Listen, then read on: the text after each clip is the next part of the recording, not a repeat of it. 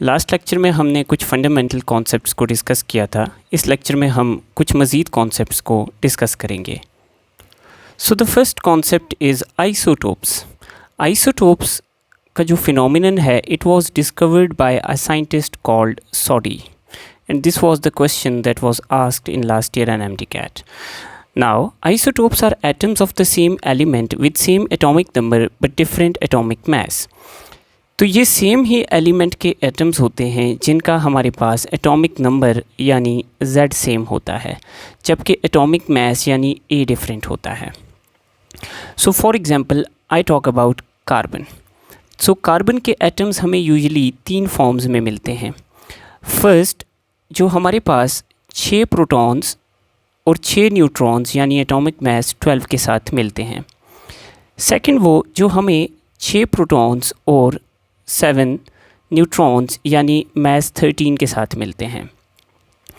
और third type के वो एटम्स हैं जो हमें 6 प्रोटॉन्स और 8 न्यूट्रॉन्स यानी 14 एटॉमिक मास के साथ मिलते हैं। तो आइसोटोप्स में basically number of neutrons different होता है, जिसकी वजह से हमारे पास एटॉमिक मास आइसोटोप्स का डिफरेंट होता है। नाउ अगर हम कार्बन का एक सैंपल ले लें तो उसमें हमें कुछ प्रोपोर्शन कार्बन 12 की मिलेगी, कुछ 13 की, कुछ 14 की। तो हर एलिमेंट के आइसोटोप्स की रिलेटिव अबंडेंस होती है जो डिपेंड करती है from isotope to isotope. Now जो स्टेबल आइसोटोप है वो हमें सबसे ज़्यादा अमाउंट में देखने को मिलता है। फॉर एग्जांपल कार्बन के सैंपल में सबसे अबंडेंटली हमें कार्बन 612 मिलता है, followed by carbon 613 and followed by radio active carbon 6 and 14। इसी तरह if I talk about hydrogen, तो हाइड्रोजन के भी हमें 3 मेजर आइसोटोप्स देखने को मिलते हैं। फर्स्ट वो है जिसमें 1 प्रोटॉन और 0 न्यूट्रॉन है, दूसरा वो है जिसमें 1 प्रोटॉन और 1 न्यूट्रॉन है, और तीसरा वो है जिसमें 1 प्रोटॉन और 2 न्यूट्रॉन्स हैं। सो फर्स्ट वाले को हम कहते हैं प्रोटियम, सेकंड वाले को हम कहते हैं ड्यूटेरियम, और थर्ड वाले को हम कहते हैं tritium. Now deuterium is important क्योंकि ड्यूटेरियम से हम बनाते हैं हैवी वाटर, जिसको हम D2O भी लिख सकते हैं। This is called heavy water. ये हमारे पास डिटेक्शन और रेडियो एक्टिविटी में ज़्यादातर यूज़ होता है। नाउ अगर हम हैवी वाटर को एनालाइज करें तो इसमें हमारे पास 2 ड्यूटेरियम के एटम्स हैं और 1 ऑक्सीजन का एटम है। तो ऑक्सीजन के एटम में 8 इलेक्ट्रॉन्स हैं और 8 ही न्यूट्रॉन्स हैं, इसका एटॉमिक मास 16 है। जबकि ड्यूटेरियम के हर एटम में 1 प्रोटॉन है और 1 न्यूट्रॉन है, तो इसका एटॉमिक मास है 2। नाउ इस कंपाउंड का वाटर से जो है वो नंबर ऑफ़ न्यूट्रॉन्स डिफरेंट है और इसका मास भी वाटर से डिफरेंट है। लाइक अगर हम इसको वाटर के साथ कंपेयर करें तो वाटर के अंदर हमारे पास 2 हाइड्रोजन्स और 1 ऑक्सीजन मौजूद है, तो इसका मास हमारे पास बन जाता है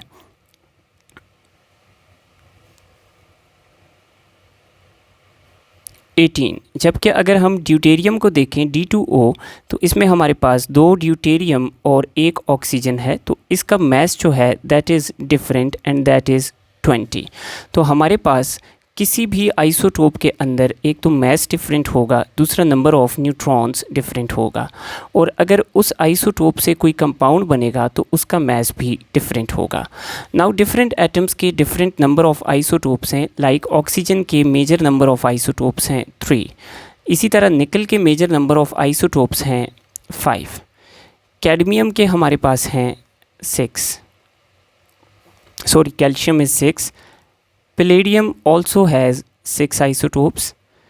Cadmium has 9 isotopes, and this was the question that was asked in last NMDCAT, whereas tin has 11 isotopes.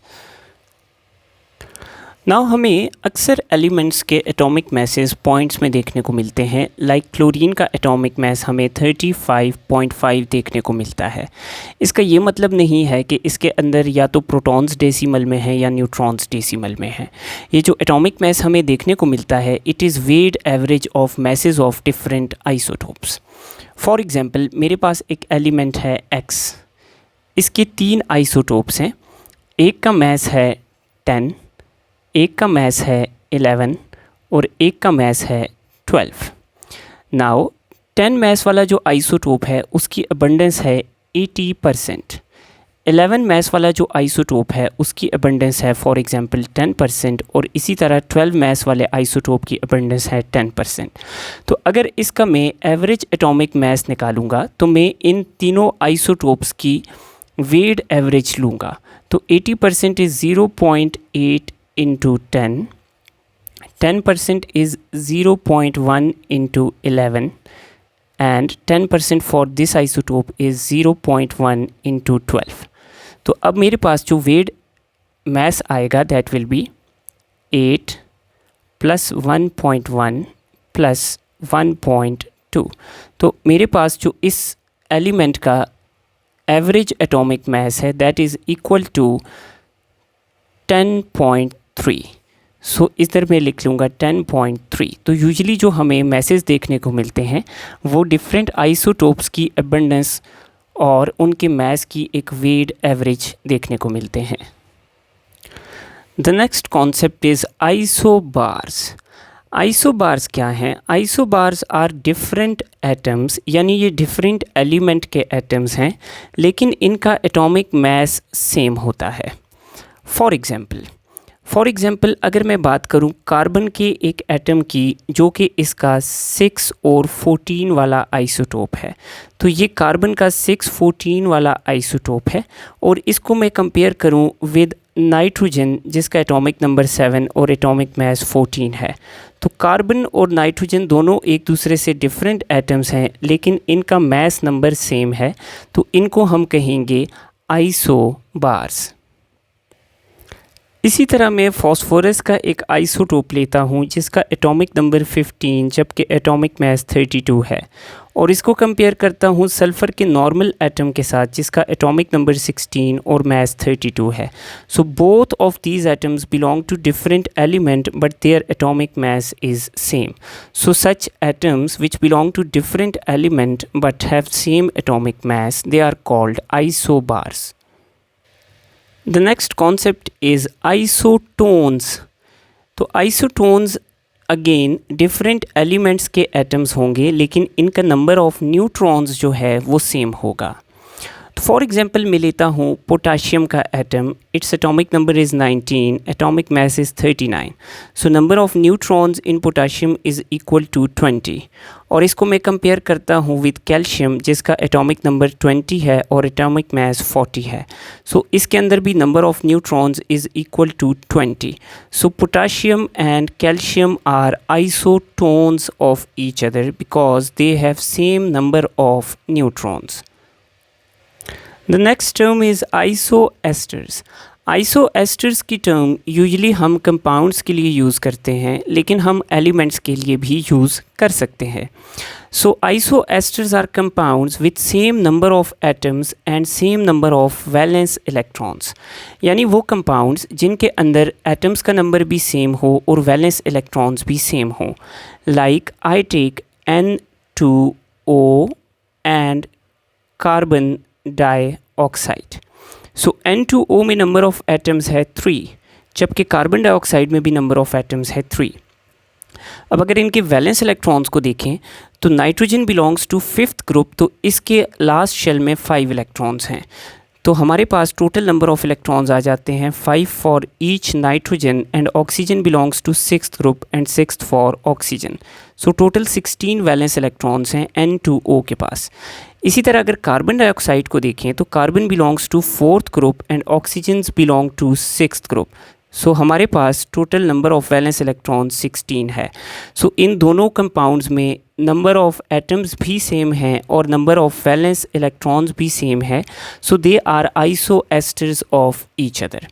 अगर यही टर्म हम यूज़ करें एलिमेंट्स के लिए तो किसी भी एक ग्रुप के जितने भी एलिमेंट्स हैं वो हमारे पास एक दूसरे के आइसोएस्टर्स हैं।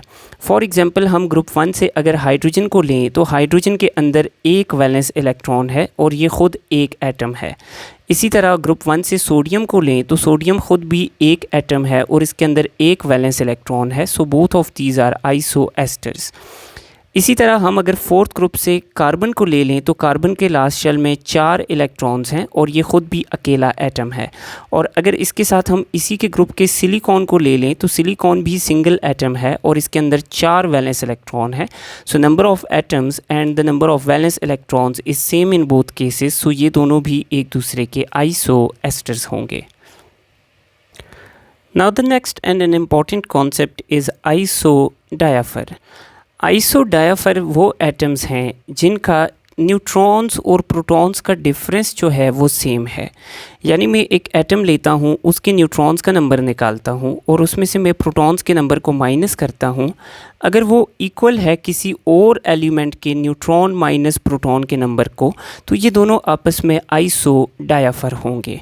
सो कंपैरिजन के लिए मैं 2 एटम्स लेता हूँ, एक है थोरियम एटम और एक है यूरेनियम।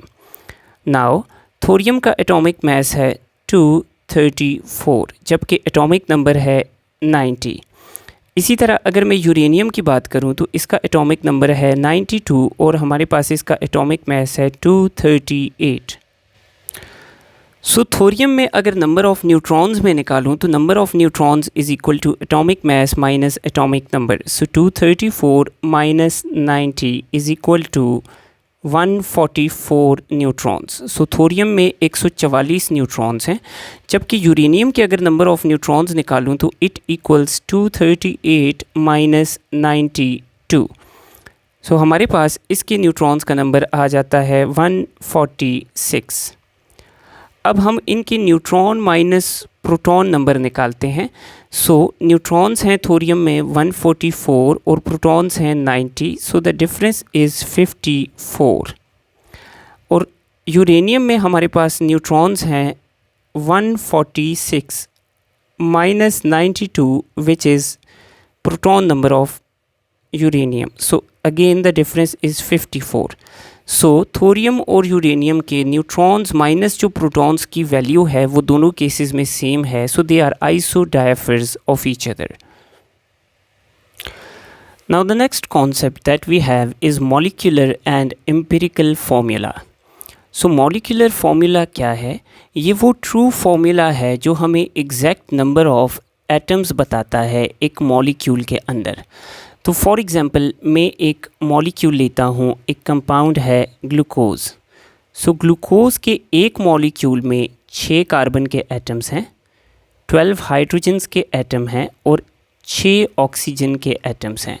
सो इसका मॉलिक्यूलर फार्मूला है C6H12O6। जबकि अगर मैं एम्पिरिकल फार्मूला की बात करूं तो it shows the simplest ratio of atoms present inside a molecule. तो अगर ग्लूकोज के जो एटम्स हैं यानी ग्लूकोज के मॉलिक्यूल में 6 कार्बन हैं, 12 हाइड्रोजन हैं और 6 ऑक्सीजन हैं। सो अगर मैं इनकी सिंपलेस्ट रेशो लूँ तो 6 कार्बन हैं, 12 हाइड्रोजन हैं, 6 ऑक्सीजन हैं। इनकी सिंपलेस्ट रेशो के लिए मैं तीनों वैल्यूज़ को एक हाईएस्ट वैल्यू से डिवाइड करूँगा, तो मेरे पास इनकी सिंपलेस्ट रेशो बन जाती है 1 carbon, 2 hydrogen and 1 oxygen. So this is the empirical formula for glucose. So molecular formula is the actual formula and empirical formula is the simplest ratio of atoms present inside a molecule. Now दो different compounds का empirical formula same हो सकता है लेकिन molecular formula कभी भी same नहीं होगा। फॉर एग्जांपल ग्लूकोज के साथ मैं एक और कंपाउंड लेता हूँ acetic acid. Acetic acid is CH3COOH। तो चूँकि ये दो डिफरेंट कंपाउंड्स हैं तो इन दोनों का मॉलिक्यूलर फार्मूला क्या है, डिफरेंट है, लेकिन empirical formula can be same. तो अगर मैं इसके अंदर नंबर ऑफ़ एटम्स देखूं तो 2 कार्बन हैं, 4 हाइड्रोजन हैं और 2 ऑक्सीजन हैं। इसको अगर मैं सिंप्लीफाई करके कन्वर्ट करूं एम्पिरिकल फार्मूला में तो अगेन ये बनता है CH2O। सो ग्लूकोज और एसिटिक एसिड का एम्पिरिकल फार्मूला तो सेम है लेकिन मॉलिक्यूलर फार्मूला सेम नहीं है। सो 2 different compounds can have a same empirical formula but molecular formula will always be different. Now हम मॉलिक्यूलर फार्मूला से तो डायरेक्ट एम्पिरिकल फार्मूला निकाल सकते हैं, लेकिन क्या हम एम्पिरिकल फार्मूला को यूज़ करके मॉलिक्यूलर फार्मूला को डिटरमिन कर सकते हैं? So the answer is yes, लेकिन उसकी ये कंडीशन है कि हमें मॉलिक्यूलर मास पता हो। सो फॉर एग्ज़ाम्पल हमें एक क्वेश्चन आया कि हमारे पास एक कंपाउंड है, उसका मॉलिक्यूलर मास है 180 ग्राम्स और उसका एम्पिरिकल फार्मूला है CH2O। तो फाइंड करें इसका molecular formula. So molecular formula find करने के लिए मैं पहले एम्पिरिकल फार्मूला का मास निकालूंगा। So empirical formula mass is equal to carbon plus mass of 2 hydrogens plus mass of 1 oxygen. So carbon का मास है 12, 2 हाइड्रोजन्स का मास है 2, ऑक्सीजन का मास है 16। So it becomes equal to 30 grams. So ये empirical formula मास है और ये मॉलिक्यूलर फार्मूला मास है। अब मैं क्या करूँगा, एक नंबर निकालूंगा n, जो कि रेशो है। n is equal to molecular formula mass divided by empirical formula mass. तो मॉलिक्यूलर फार्मूला मास है 180 ग्राम्स, जबकि एम्पिरिकल फार्मूला मास है 30 ग्राम्स। सो ये जो n है इट बिकम्स इक्वल टू 6। तो जब हमने n डिटरमिन कर लिया तो मॉलिक्यूलर फार्मूला निकालने के लिए हम क्या करते हैं, n को मल्टीप्लाई कर देते हैं विद एम्पिरिकल फार्मूला, तो मॉलिक्यूलर फार्मूला आ जाता है। सो n is 6, empirical formula is CH2O। तो जब हम 6 को CH2O के साथ मल्टीप्लाई करेंगे we get C6H12O6। So this is molecular formula of the compound. Now the next concept that we have is percentage composition. So percentage composition usually mass के reference में ली जाती है कि अगर एक कंपाउंड का टोटल मास है तो उसमें एक एलिमेंट का कितना मास होगा। सो फॉर एग्ज़ाम्पल हमारे पास एक कंपाउंड है कैल्शियम कार्बोनेट, इसका मास है हमारे पास 100 ग्राम्स। सो इसमें कैल्शियम की क्या परसेंटेज है, कार्बन की क्या परसेंटेज है और ऑक्सीजन की क्या परसेंटेज है। सो परसेंटेज कॉम्पोजिशन किसी भी एलिमेंट की निकालने के लिए हम क्या करते हैं, एक कंपाउंड में जितना भी मास ऑफ एलिमेंट प्रेजेंट होगा उसको डिवाइड करेंगे कंपाउंड के मोलर मास से and we multiply it with 100। So now talking about calcium carbonate, इसका टोटल मास है 100 ग्राम्स। नाउ 100 ग्राम्स में 40 ग्राम्स कैल्शियम है, तो 40 divided by 100 grams multiply by 100। So calcium की परसेंटेज कॉम्पोजिशन बन जाती है 40%। इसी तरह कार्बन की परसेंटेज आ जाती है 12 grams divided by 100 grams multiply by 100। So carbon की परसेंटेज है इस कंपाउंड में 12%। Similarly, talking about oxygen, since we have 3 oxygen, so they make a total of 48 grams inside this compound. So 48 divided by 100 multiplied by 100% is equal to 48%. So calcium carbonate में calcium का मास 40% है, carbon का मास 12% है, जबकि oxygen का मास 48% है। Now इसको use करके हम एम्पिरिकल फार्मूला भी फाइंड कर सकते हैं, या एम्पिरिकल फार्मूला को यूज़ करके भी हम परसेंटेज कॉम्पोजिशन को फाइंड आउट कर सकते हैं। एनी हाउ हम देखते हैं कि कैसे हम परसेंटेज कॉम्पोजिशन को यूज़ करके एम्पिरिकल फार्मूला फाइंड आउट करते हैं। So now we have got a compound जिसमें कार्बन है, हाइड्रोजन है और ऑक्सीजन है। नाउ इसमें कार्बन की परसेंटेज है 40%, हाइड्रोजन की परसेंटेज है 6.67% और ऑक्सीजन की परसेंटेज है 53.3%। अब हमसे पूछा गया है कि calculate the empirical formula of this compound. तो एम्पिरिकल फार्मूला कैलकुलेट करने के लिए हम परसेंटेज कॉम्पोजिशन को एटम के मोलर मास से डिवाइड करेंगे। सो कार्बन का मास है 12, इसी तरह हाइड्रोजन का मास है 1 और ऑक्सीजन का मास है 16। सो हम सिंप्लीफाई करते हैं तो we get 3.33 for carbon, 6.66 for hydrogen and 3.33 for oxygen. Now ये वैल्यूज़ हमारे पास डेसिमल्स में हैं, तो इनको हम मल्टीप्लिकेशन या डिवीजन से होल नंबर में कन्वर्ट कर सकते हैं। सो यहाँ पे हमें आसान लग रहा है डिवीजन। तो हम सबसे छोटा जो इन तीनों में नंबर है 3.33, 6.66 और 3.33, इसमें स्मॉलेस्ट वैल्यू है 3.33। सो हम इससे तीनों वैल्यूज़ को डिवाइड करेंगे। So we get 1 for carbon, 2 for hydrogen and 1 for oxygen. So जब हमारे पास होल नंबर में वैल्यूज़ आ गई तो हम लिखेंगे C1H2O। So this is the empirical formula of the compound. Now अगर हमें मॉलिक्यूलर मास पता है तो हम मॉलिक्यूलर मास और एम्पिरिकल फॉर्मूला की मदद से मोलर फॉर्मूला या मॉलिक्यूलर फॉर्मूला भी फाइंड आउट कर सकते हैं, as we have seen in the previous section. So that is all for today's lecture. Thank you.